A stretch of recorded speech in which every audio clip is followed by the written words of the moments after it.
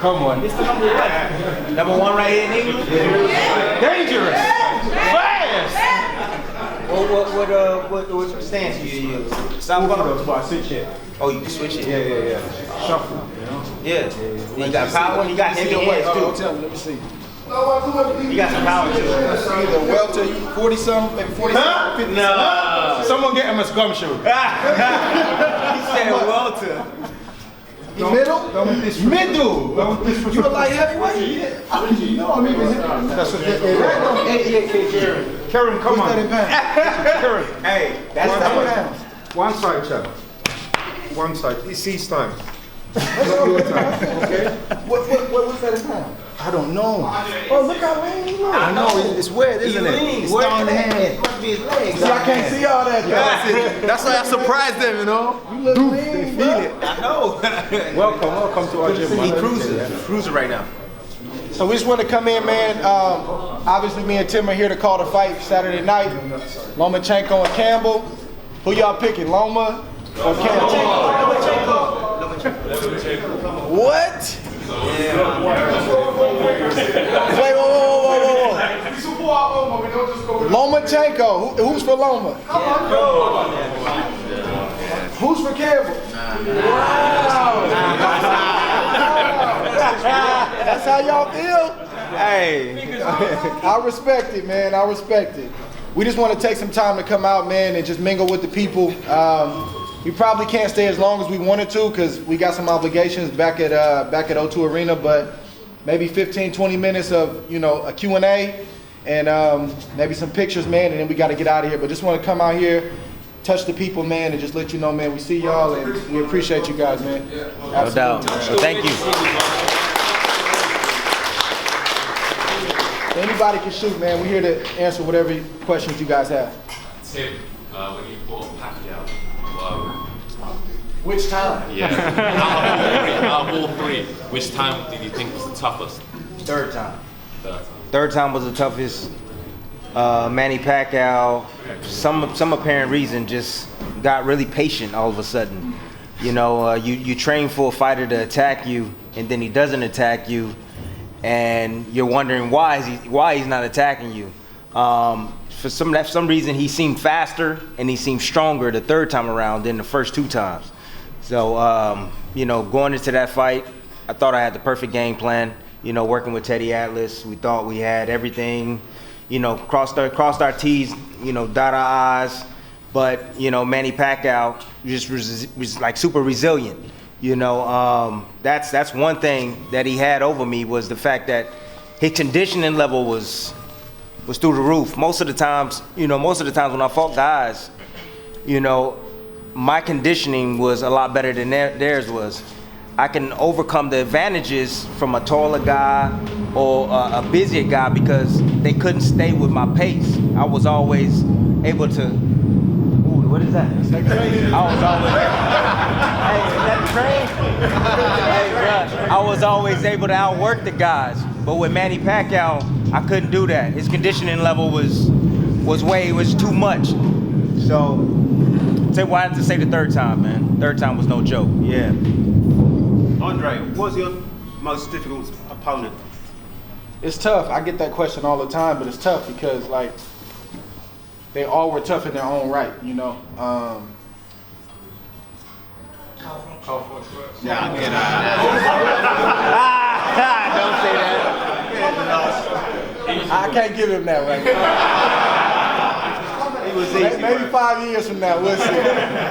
I mean, I'm gonna go ahead and say one of the toughest. I'm gonna say Kessler. I'm gonna say Kovalev. Kessler was tough too in his own right, but I'm gonna say Kovalev because it wasn't that he hit so hard. It was just that it's kind of like the Manny Pacquiao thing. His stuff just got there real short, and it was strong. It wasn't oh my God, I can't take it. It was just boom, boom, boom, boom, boom, and it was real short distance. And so the first fight, unfortunately, it took me getting knocked down before I kind of woke up.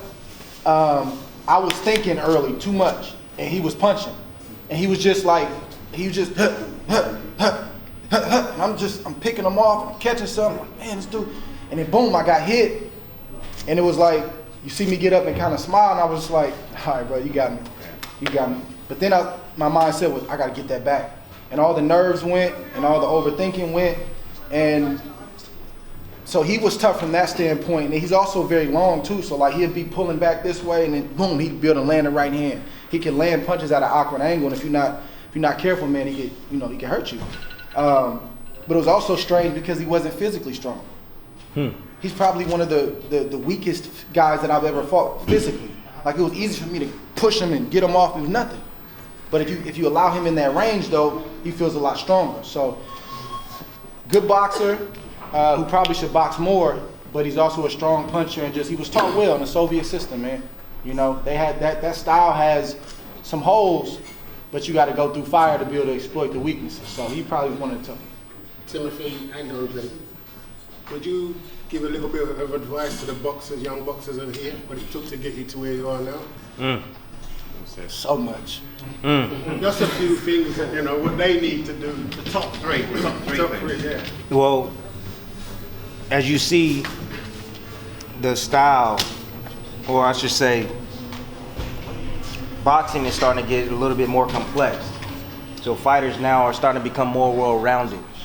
I always found it, because I was well-rounded. I was able to box, and I also was able to bang. You're able to make adjustments more when you're a more rounded fighter. If you're a boxer, you like to stay on the outside, that's great. I get that, but there's a style that, you want, that won't suit your style. A guy that can pressure you, a guy that can get inside, you're gonna struggle with that if you're just a straight up boxer.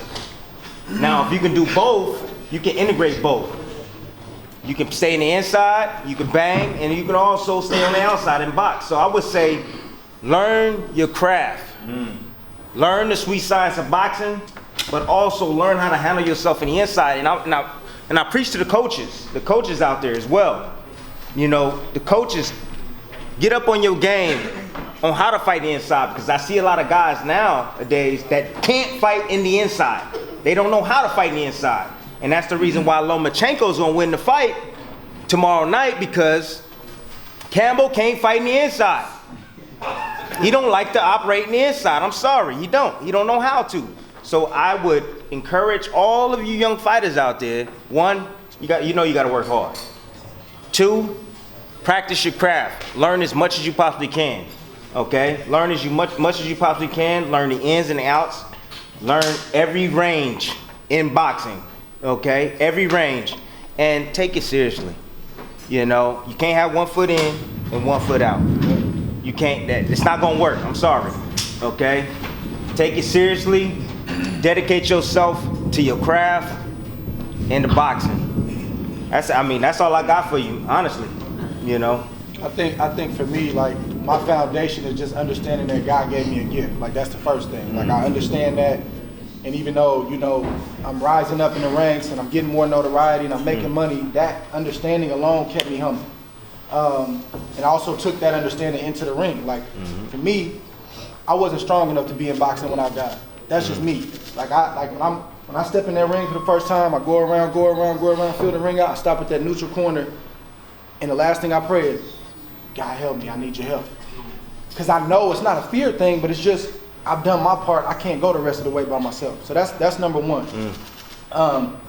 Number two is your work ethic, man. Like, you can't be lazy and be great. I don't care if you're a CEO, a boxing coach, a parent. If you're lazy, you can't be great at anything.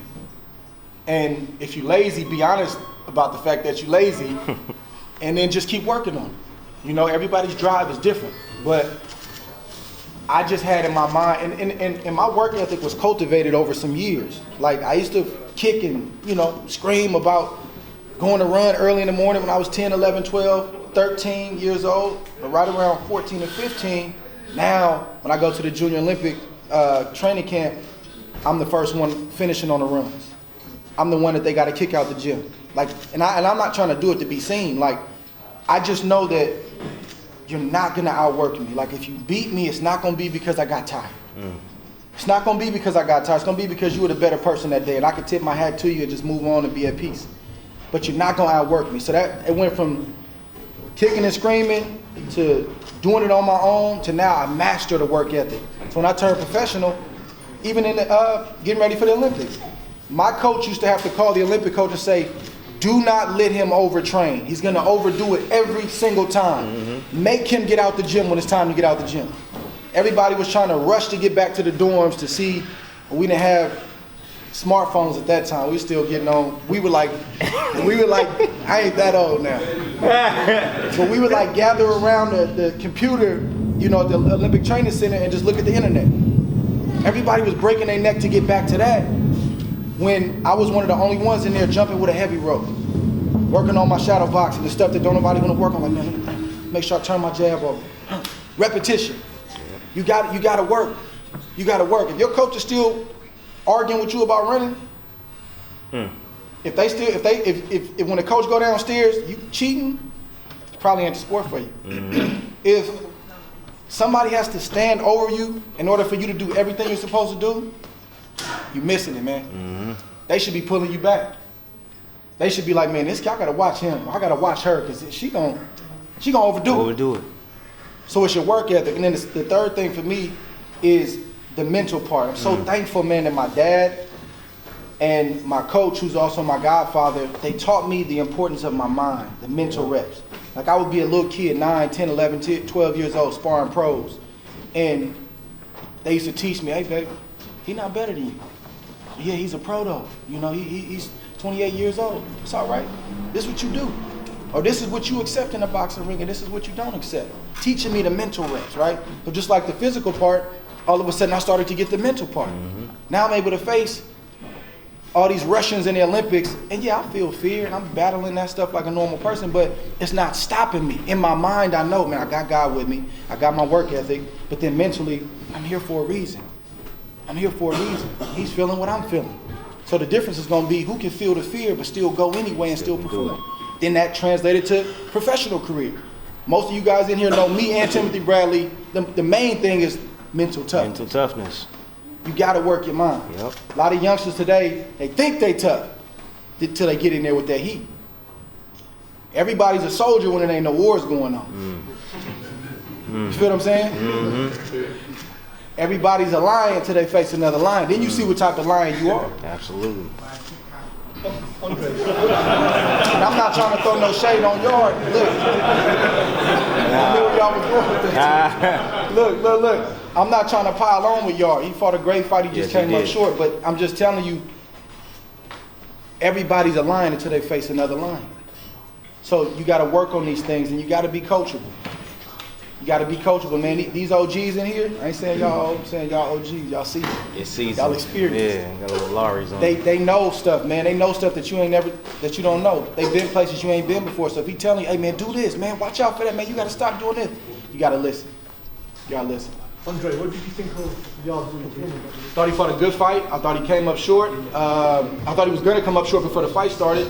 I thought, Yard has too much muscle mass and his conditioning is not where it needs to be. And he hasn't faced anybody or didn't face anybody up until that point that took him to that point. Like Yard didn't even know what he had going into that fight. Tunde didn't even know what he really had going into that fight because it's never been tested. How do you know what you got if you don't test it?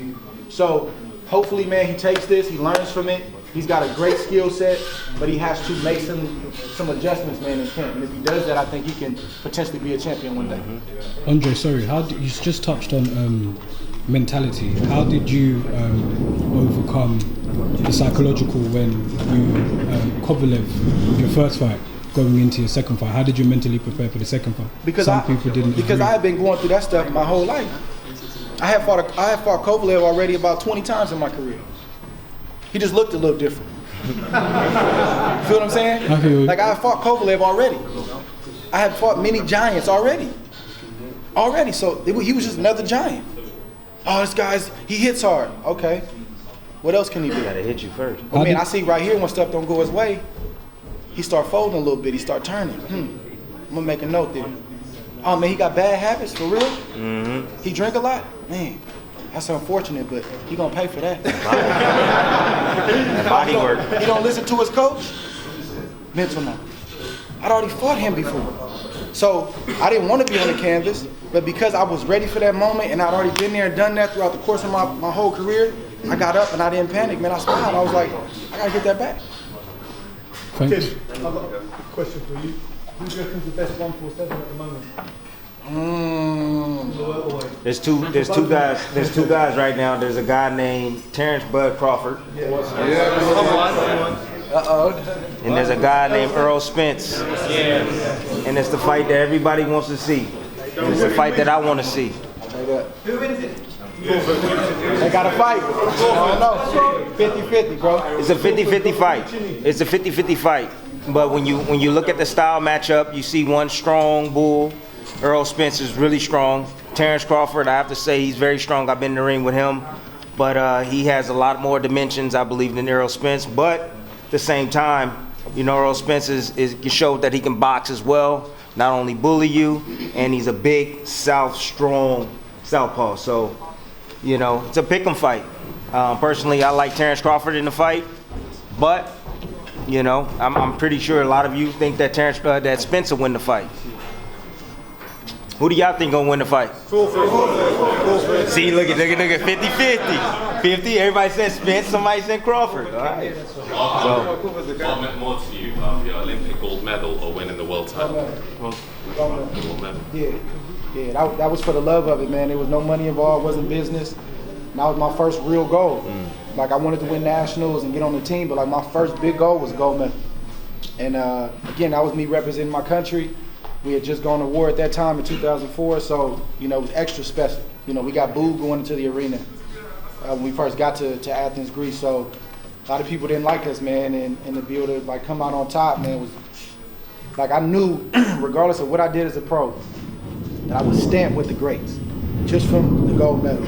You know, the Ali's and Foremans and Mayweathers and just Roy and all the people, whether they won gold or not, like, they were in the books for winning the medal. So that will always have a special place in my heart. What's your opinion about the AJ Ruiz rematch?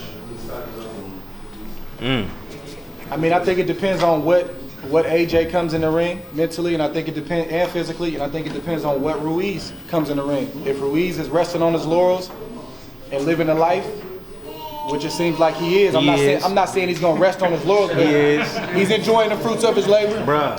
He's enjoying that mansion he got now. which he deserved it. Hey, I mean, yeah. But if he can turn the switch off and come in better mentally and more locked in than he did the first time, he's gonna put himself in a good position. If AJ can get some of that armor off, shed some of that extra mass, and come in there like, yo, it's either win or die. That's my mentality. If he could do that, he's gonna put himself in the best position. So I don't know. I want to see it like everybody else. I think it's interesting being in Saudi Arabia. Depends on mentally where they come.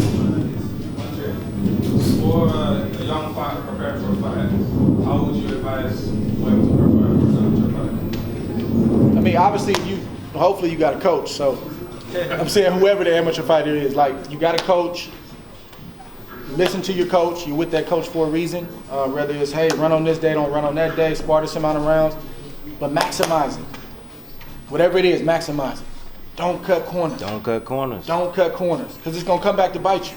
And when he say don't cut corners, that means in your whole life. That's just not talking about boxing. I'm talking about in your whole life, because what happens is that whatever you do, let's say you wake up in the morning, you don't brush your teeth. I'm not saying you guys don't, but you don't brush your teeth. Hopefully you do. Yeah, hopefully you do. Or you don't make your bed. You know, these are the things you got to stay disciplined. And it starts with everything in your life. You know, you get up in the morning, brush your teeth, you make your bed, you put on your clothes, you press your clothes. All right, your car is dirty, you clean your car. You know, all these things follow you, even in your boxing game. You know, so if you do everything right all the time, that's all you know how to do. That's all you know how to do. And so that's gonna build mental toughness. That's what that's gonna build. And yeah, so it's like if you checking all the boxes, right? Yep. You're not guaranteed victory, but you're putting yourself in a real good position. So right.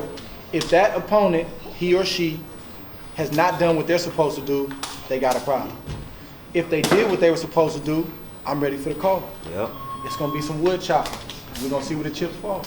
But I like my chances. You know what I'm saying? I like my chances. And then the last thing is mentally. In your biggest moments, you walk into that ring, gotta believe in your stuff. Your stuff is your talent, your ability, all your stuff. You gotta believe in your stuff, because you know, I know.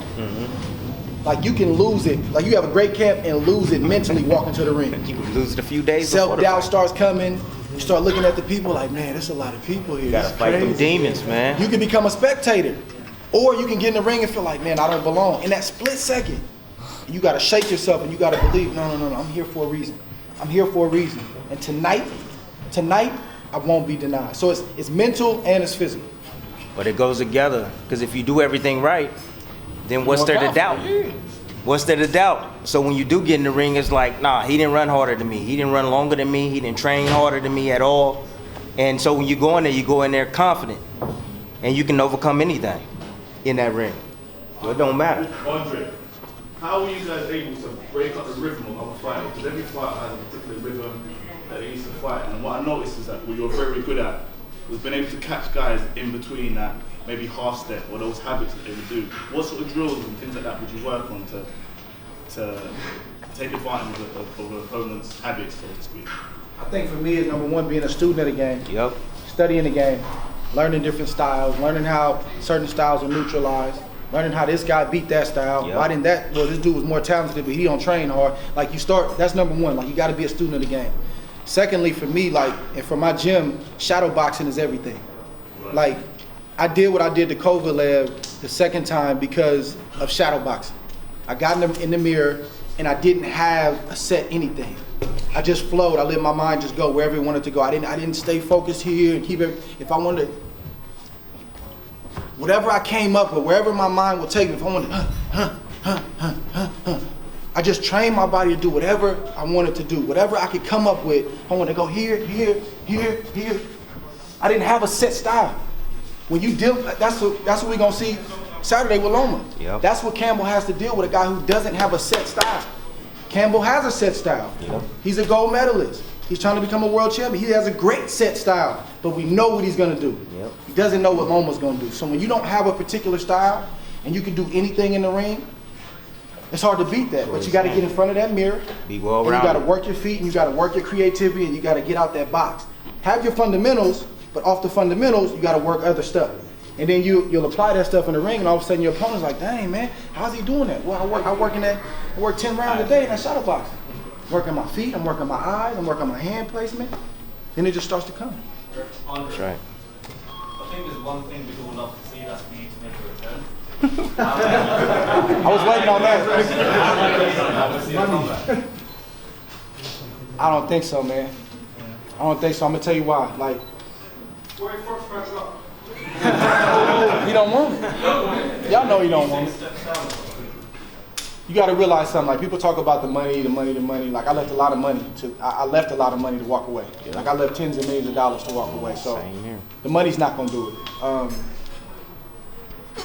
I want to do something that I want to be one of the ones that can change the narrative and hopefully be an example to the young guys that are coming up and eventually are going to get older, and to say, man, you know, I'm going to do it like that. I'm going to do it like Tim did it. Man, Tim left when he wanted to leave. When I wanted to.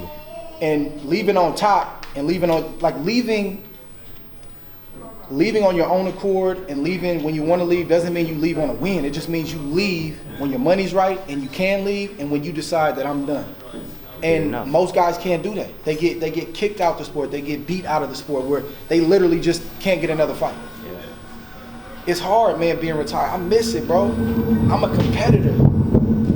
I've been that way and I'm never gonna change. But now my opponent is retiring. I've studied this opponent for many, many years, and sometimes I have good days where I feel like you did the right thing, Dre. And other times I had bad days, like, bro, you was tripping, man. You left all kind of money on the table.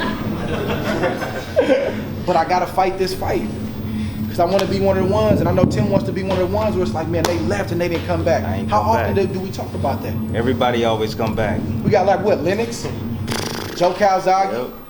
maybe a handful of others. Yep. But We're trying to not do something many. different, bro. Don't want to come back. Here's the last thing too, like all this stuff, the struggles of retirement and all this stuff, we're gonna have to face that whether we 33 or 43. Yep. So I'd rather do it when I'm young instead of when I'm past my prime. Like, Exactly. we're gonna have to face this at some point in time. So I embrace it, I did right by my money. Tim did right by his money, man. We Got your trying to be an faculties. example, You man. still got your faculties too. It's time for the young That's guys the most to do their important thing. And What about the figures crazy though? That's crazy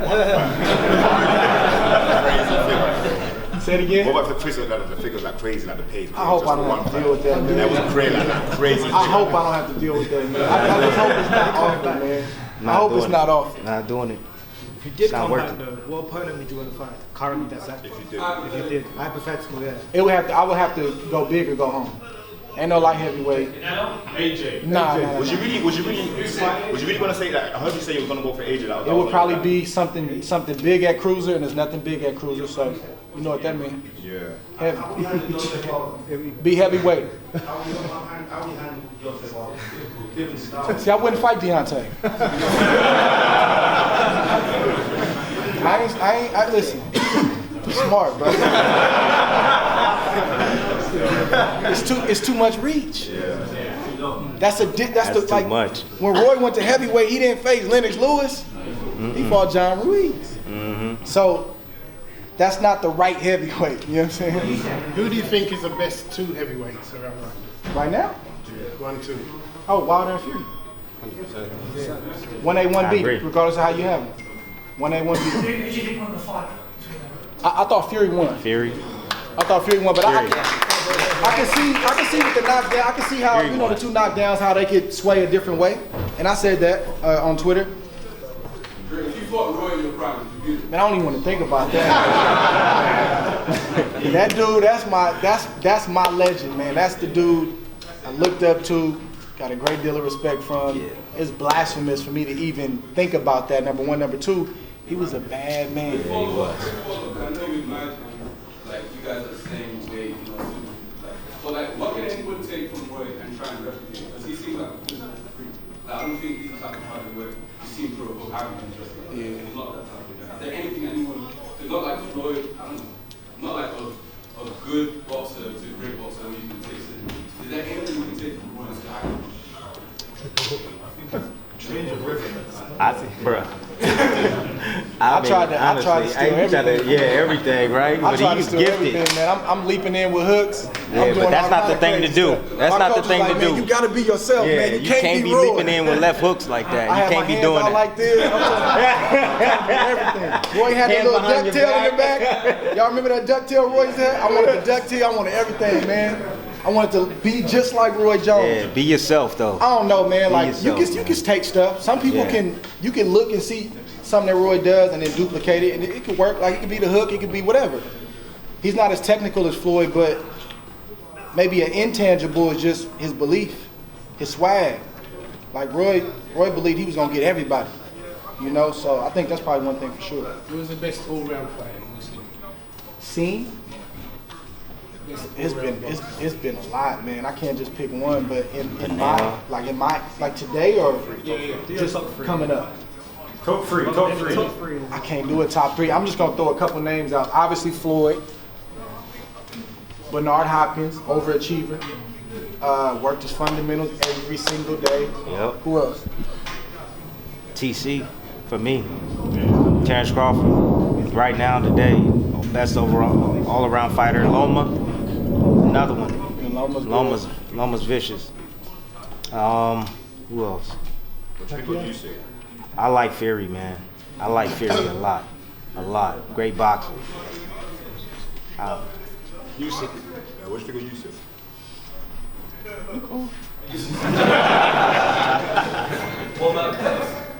Canelo's a great fighter. Canelo is a great He fighter. can box, he can bang. He Got doesn't. good defense. I like Canelo. People don't appreciate him enough. Yeah, he gonna beat Kovalev. He might even stop him. I'm thinking about this right now. Body work. I'm trying. I don't have a definite answer. I do. He stops I him. can see Canelo stopping him. man. Stopping him. But the only question is, how's he gonna get through the reach Oh, he'll get there. consistently enough? His And then waist if he is goes up to always 75, how much weight is he gonna put on? Is he gonna try to bulk? Is that gonna slow him down? Is he gonna be a target now? I got more questions than answers right now, so I don't know. I can't really answer. He the But I body can snatcher. see him. I can see him stopping Kovalev if he can get inside and stay inside. It's gonna be a problem. Body work. It's gonna be a problem.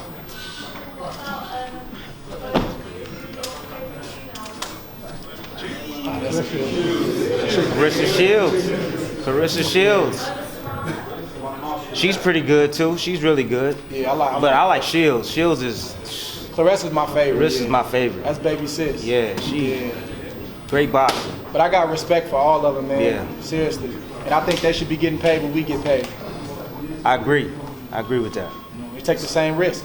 Sorry, Andre. Earlier you talked about the nervousness of a fight, the mental side of it, and you, Tim. That's natural. Yeah, it's natural, but obviously, again, prior to your fights, when was it at its highest and which opponent? Mine was Manny Pacquiao. The first time I ever fought him, Manny Pacquiao. My nervousness was at its highest. Honestly. And when did it kick in and how long was it? You know what, it only kicked in, I can't stand being in the hotel room the week of, and you're doing all these interviews after interview after interview, and it becomes like super monotonous, and it's just like, they get into your head, and you got these, I call them black ninjas that come in. That's what I call them. They come in and they try to creep in. It's just doubt. Give you elements. You have a lot of doubt. Yeah, you start having doubt in yourself and stuff. But that was probably the nervous that I've ever been. But as soon as I got in the locker room, as soon as I put on the hand wraps, it all goes away. I know what to do. Yeah, just like that. As soon as I get in that locker room, put the hand wraps on, it's like second nature to me. So, that's it. But how to deal with it, you got to stay relaxed. Everybody goes through it. But they do come back into your mind. You got to erase them. Meditation, baby. Meditation. Andre? Most nervous. The nerves for me, like, would hit me in waves. Like, I'd be good, and all of a sudden, boom, it hit me like, dang, I'm getting ready to fight in 2 weeks. That's crazy. Like, I'll be at the site the week of, and I look at the billboard, like, that's crazy. That's me right there. Dang. It's just, in weird moments, it would just hit you. And which opponent, though, for you, was it at its highest for you? Because it's more, I'd like to say it's a worrying thing, but it does come in and out of your mind a lot. It's tough, mentally. It's tough. My first world title with Kessler was a certain type of feeling, My fight with Dawson was a certain type of feeling. First fight with Kovalev, second fight with, it's tough. It's tough. There was no fight where it was like this one was, here and the other ones were here. It's all about the same. You know what I mean? Because like for me, I knew one loss would change my whole life. Yep. I know all my critics and my supporters, but my critics, they got a front row seat right there. And they playing a percentage game. Well, he won that last one, but what about this one? Mm-hmm. Then I win that one. Well, okay, well, he won, what about that one? And they feel like if they could just say it enough, at some point I'm gonna have a bad night, right? So I'm looking at them, then I look over there and I see my family, then I see all the lights, I see the cameras. So the pressure is always there. Like that type of pressure was always on my back, and I knew, like boxing is the only sport where one loss change your pay scale. Get a big sale, yeah. Like if your guarantee is 500,000, lose one time. Hey man, we can't give you that, man. You probably do like 200 though, man. You lost your last fight. Yep, that's how it goes. Get a pay cut. Bro. So the pressure was the same because the stakes were the same. That's how I looked at it. Big man, is anything you guys could have changed over the course of your careers anytime? What was that? Is anything you guys could have changed in your career? But looking back. Looking back? No, nothing I would change. I think, I won my first title here, not in London, but in England, against Junior Witter. I honestly studied Junior Witter for about a year. I kept him on the radar because I could see myself moving through the rankings. And I always would keep tabs on people below me, fighters like a weight class below me that can creep up, and also the weight class that I'm in. And so I knew Witter was there, and it was Ricky Hatton as well. And I knew Witter had that belt, so I would study him. It would be late night, it'd be 2 a.m. I'll be studying Witter. And I would get up and I would go run, because I was motivated, because I knew sooner or later I was gonna get in the ring with him. And Witter was tricky because Witter was a switch hitter. He can go back and forth, he had hand speed, and he had punching power, and he was just very awkward. But it was one thing that I saw that Witter didn't have, and that was a gas tank. He didn't have no gas. Second half, I knew he would slow down a bit. So I knew I had to be in tremendous shape when I faced him. This is all part of the plan. So I made sure I got myself in supreme shape. What I would do is I would train first, and then I would spar to work on the back end of the fight. Okay, I would train first, get myself tired, then get in here and have to stay focused for 6-7 rounds in there with my sparring partner. All right, that's a technique that you can use to work on the back end of the fight if you guys are going the distance. Okay, 12 rounds or 10 rounds. All right, coaches, you can have that. Anyways. Drugs in boxing. What was that? Drugs in boxing. What was it? Drugs in boxing. What's that? Drugs use a lot of people, drugs in boxing. I'm gonna let you know why. You want to know why, guys? You want to know why they use drugs in boxing and why they use drugs, period, in any sport? Because they're not confident in their abilities. That's the reason why. But I feel like, say now you go to the top 10 heavyweights in the world. I feel like 5 or 6 of them in their career have failed the drug test. So it's like, as an amateur coming up, how do we know that whether they're going to be fighting people in that ring that are on drugs or not? Well, you just don't know if there's not drug testing going on. There's no way of changing anything, honestly. If you're a top amateur, you get tested by USADA, right? If you're a top amateur, y'all get tested? You get tested by USADA.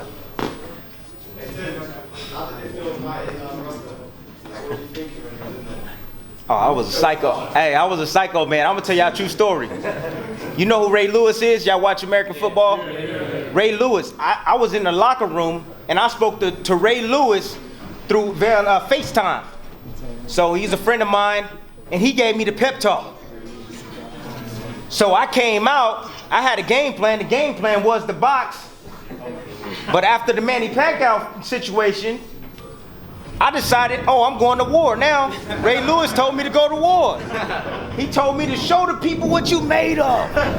Put your heart out there on your sleeve. And I'm like, all right. So I get in the damn ring, and I'm like, it's on. I'm about to take his best, and I'm going to dish it out. So there was moments in there, man, where I was trading with Ruslan, and I shouldn't have been trading with him. Sometimes you can get a little bit too greedy once you have a success because he's not that hard to hit. Right. And you stand there a little bit too long, and pop, he hits me with his right hand. And honestly, I knew right then and there, I knew things wasn't right because my equilibrium was off the whole night. But, going through that process, thinking about, I was there, but I wasn't there. I was pretty much fighting on autopilot because I was in tremendous shape. I've been here before. I take my body through hell when I'm doing training. So I've been here. I felt like I've been here before. So I would sit down. It would literally take me 30 seconds before I can hear my trainer. So I'm sitting there and I'm sitting and my trainer's talking to me and he slapped me in the face. He's putting water on my head. And then I'm like, hey, what's going on? What round is it? He's like, it's round 6. And I'm like, damn, I thought it was round 2. He's like, all right, you're back. Hey, look at me. And I'm looking at him like, yeah. He's like, box him, stop training with him. Okay, all right, I got this. I got you. Then I'll go out there and I'll have a great round. And then I'll get caught again, And every time I got caught, I was, my legs were gone, my equilibrium was gone. But you know what? I couldn't quit. I couldn't stop. I couldn't. We as fighters, we're trained to go to war. When we're hurt, we even go harder. We even go harder when we're supposed to retreat. So that was my mentality in that fight, and I couldn't lose. Just like Dre said, you can't lose. You can't lose. If you lose, you get a pay cut. And I wasn't gonna lose that fight. So I stayed on my feet and I just fought all the way through, and I got the victory. Tim, what's up, boss? What do you think about the aspects of certain fighters protecting their O? I don't like that. What was the question? He said, what do y'all think about fighters that protecting their O? Rubbish. I don't like that, man. Because guys nowadays, I call it the Mayweather effect, okay? They protect their O. Why? Just because you lose a fight don't make you you're a horrible fighter. Styles make fights. You understand that? But when you fight the best guys out there, that's to be the best in the world. Do you box for money? Everybody has their own reason why they fight. Me, I fought for legacy. All right, I fought Witter, I fought a title eliminator, then I fought a unification bout.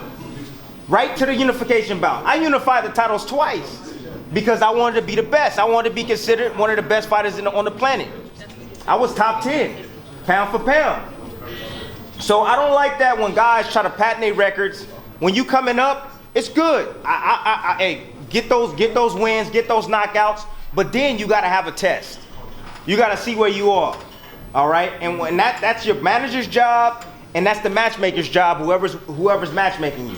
Okay, you gotta have a test. and then you go up a little bit more, and then you gotta have another test. That's how you know when guys is real, and that's how you know when you get there. A lot of times when guys get there, like a yard, even though he fell short, if he would have had a little bit more seasoning, just a little bit more conditioning, if he would have had a tougher opponent, possibly, and been 12 rounds, and felt he was tired after those 12 rounds, and then went back to the drawing board, and then fought Kovalev, he would have had a better shot of winning the fight. He probably would have pulled it off. I want to go back to his question about like any regrets. I don't know if it's a regret, but like probably it's crazy being retired too, man. Because like it's almost 2 years. It'll be 2 years in September, but just going down memory lane and like thinking about, man, I could have did this better. I should have did that. If I could probably pick one thing, I probably would have enjoyed the process a little bit more. And like sometimes with me, it's good and bad, but it's gotta be controlled. Like I could just get here, just locked in, tunnel vision, just linear thinking. And I had so much pressure on me, pressure I put on myself, pressure from just, you know, not just being undefeated, but like I ain't lost in a long time. Like I hate to lose. I hate to lose. But all of that sometimes, like it'll rob you of the joy of like just enjoying the process, man. Coming in the gym with a smile on your face, getting after it, but just enjoying it more. And I had times where I enjoyed it. You know, I enjoyed it a lot, but probably had room to enjoy it a lot more. You know, still be a killer, still be locked in, but still, man, you know, I'm gonna enjoy this process. So that's probably an area for me. How important is the relationship between the boxer and the coach? How important it is? The relationship between the boxer and coach. Go ahead. You already know what. I only know one way. Like my coach was my family member. So that's all I know, you know. But even if it's not, like, if y'all aren't blood, which most coaches and fighters are not, you can grow a bond that close, you know. And I think the main thing is a coach has to.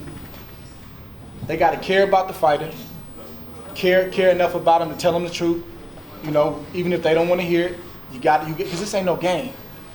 And a coach's main job is not to make you a great fighter. It's to get you home safe to your family. Especially if you're a professional. Like that's the coach's main job. It's not his reputation. It's not you looking good. It's not all that stuff. Yeah, that's part of it. His job is to get you home to your family safe. And he got to tell you the truth to do that sometimes. So I think the bond is very, very, very important. Like it's tough when you just a hired hand and you just kind of it's just a paycheck from me. That connection ain't there. But when he feels something for you, even if you're not blood, he gonna tell you the truth. He gonna give you all he got. He gonna make sure you prepare, and he's gonna protect you when you need to be protected. So the bond is everything, I think. The bond is everything, but also there got to be a certain amount of respect that the fighter got to have for the coach, and the coach got to have for the fighter. You know, a lot of times I see coaches. They partying with the fighter, you know, after the fight, and I'm like, what is going on here, you know? You the trainer, you supposed to be, you know, an example for the fighter, and you out partying with him? That makes no sense. So, you know, coaches, you gotta set high standards for yourself, and you gotta lead your fighters by example. All right, don't be hanging out with them and clubbing with them and calling them and hey, let's go down to this spot. No. Keep that respect, because when things get tough in there, we're gonna depend on you, on your advice. We're gonna depend on you. But if y'all buddy like that, like buddy hanging out, it's not gonna work. It's not gonna work. Just Tim and Andre, what unique sparring sessions have you had? Like we hear about Mayweather with a car, Spencer Mayweather back in the day. Is there any unique sparring sessions that really stick in your memory from either the come up or when you was already established as a pro? I'm trying to win every sparring session, bro. That's me. I'm trying to win every round. No, but in terms of like, was there anybody that came up and was like, when you sparred with them, oh shit? You know, yeah, I mean, you have a young guy in there, you know, like with him and Terrence Crawford. I'll let him tell that story, but yeah, every now and again you have that, you know. I think for me, I was just trying to push myself, bro. Like for us, like we didn't have like patty cake sparring. We didn't have Kronk sparring either. I mean, it looked like Kronk sparring sometimes, but that wasn't like what the goal was. I wasn't trying to beat nobody up. They were trying to beat me up. They were getting paid to try to beat me up. But it was just the intensity. Like it was the intensity. Whether it was, hey, we're only doing 4 today, or we only doing 8, we're doing 6. I was trying to, I'm trying to max out. I'm trying to take my body to a place where it's uncomfortable, get comfortable being uncomfortable, so I could take you to that uncomfortable place. And if you ain't been training in that zone right there, you got a problem. But then there's also days when you come in the gym and you tired, and you got to work on stuff like, man, I just don't have it today, bro. So I got to work on my defense, and I got to work on my jab. I can't be rumbling like that. I don't have the energy. So it differs, but you still want to have the mental focus no matter whether it's kind of a defensive day or whether it's an offensive day. Quick follow-up, Justin. Who's going to win that game 2010? The NBA? Yeah. Man, I don't even know, bro. I know the West is tough. The West is tough. The East has come up, though. Yeah. Yes. The East is strong, but the West is tough, bro. I'm a ride with my Dubs. So I don't know if we're gonna win it this year coming up. Y'all not winning it. Thank you, man. I appreciate it. Quick question. We got you next, bro. You next. Basically, first of all, salute to Tim Bradley for your great fight. Thank you, sir. I actually been watching you recently. Your fight with what's his name, Crawford? And I was like, my question to you is, are you looking to fight again?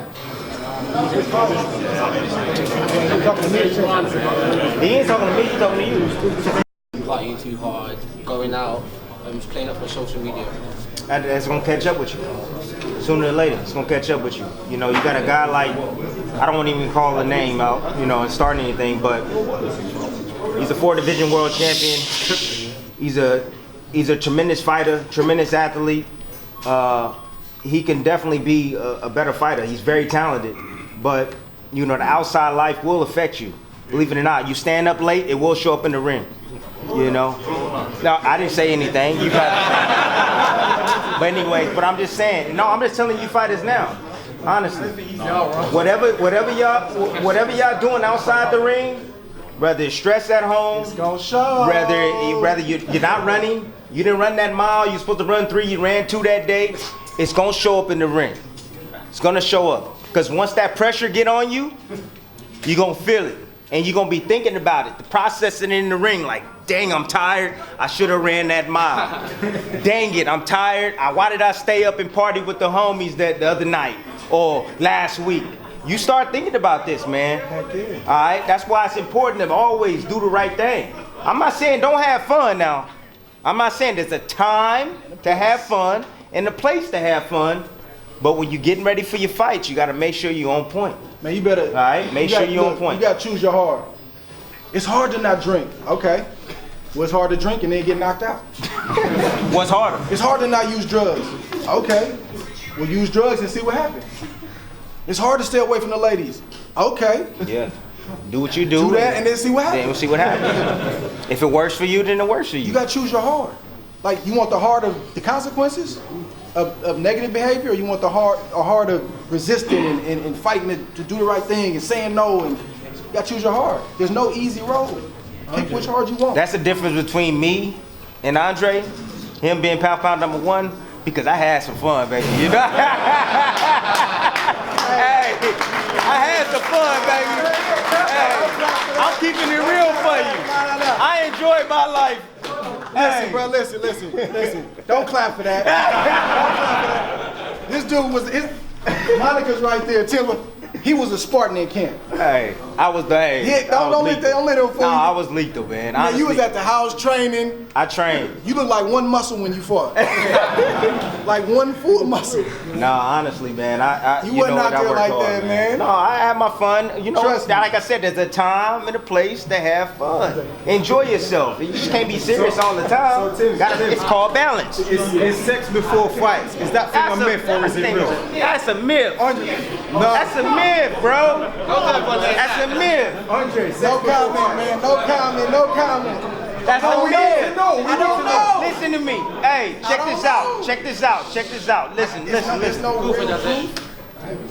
If it affects you, it might be here more than anything. then don't do it. Simple as that. If it doesn't affect you, do what you do.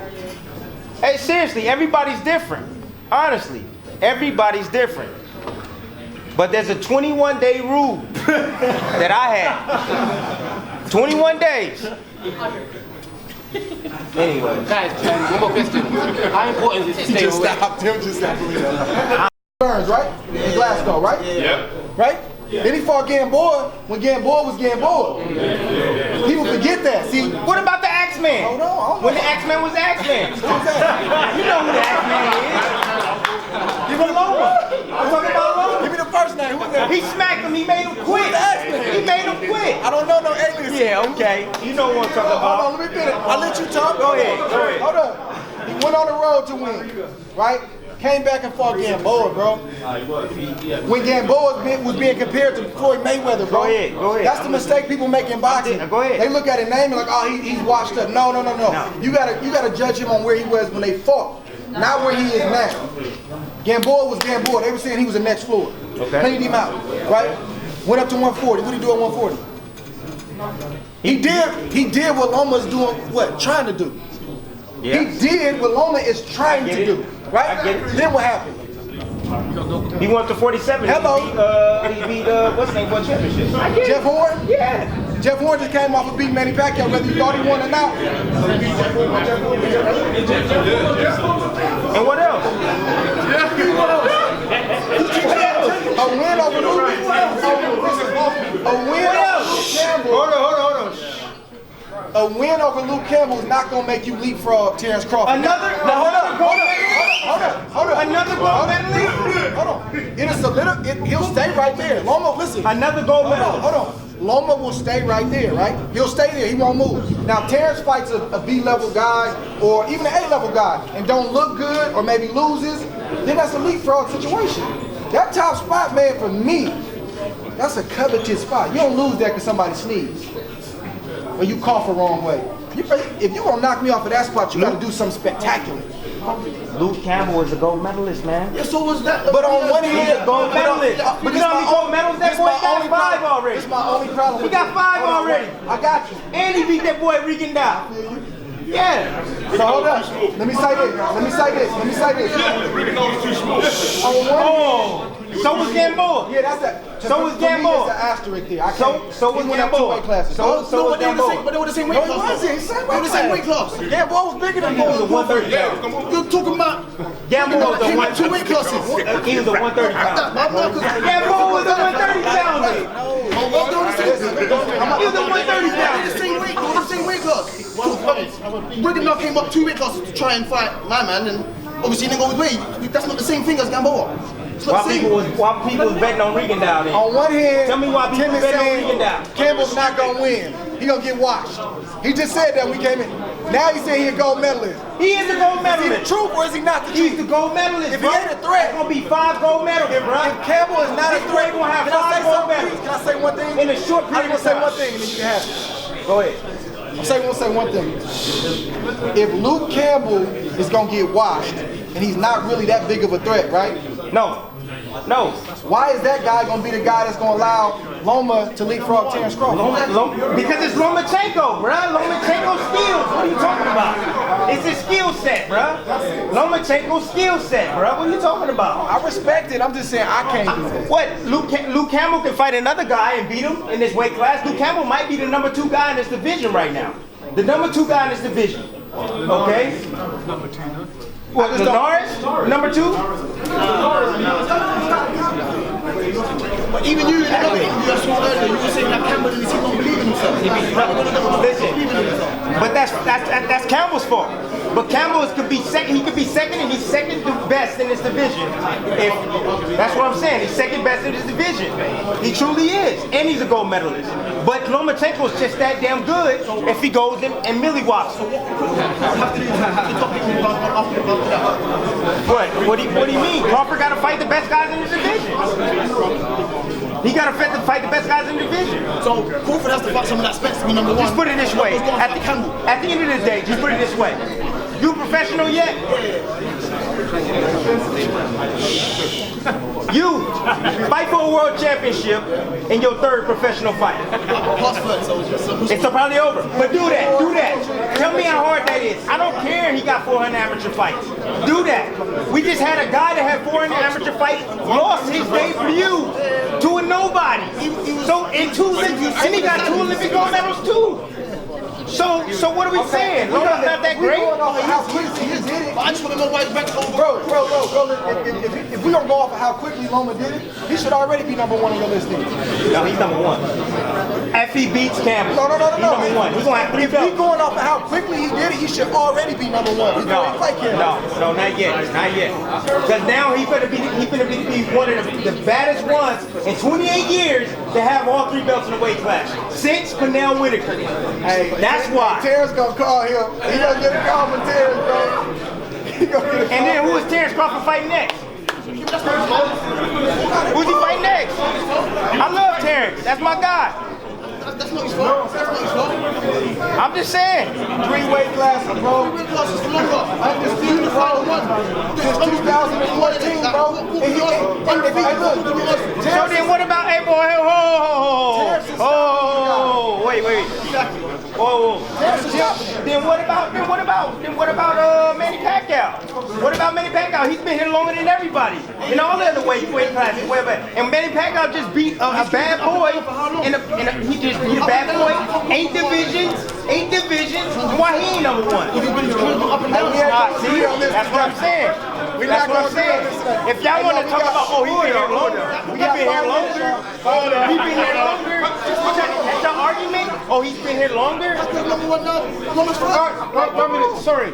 Listen, thanks very much for the way you've proved that Brixton boxers are the best in the world. That's right. Okay, we're only aggressive in the ring, right?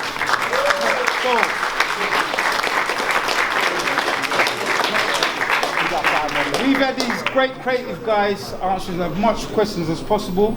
The rest has to be done online. So you're going to have to kind of vacate nicely and beautifully for us. I'm really sorry to have to give that news, but it's part of the plan. Okay, guys? Give them a round of applause.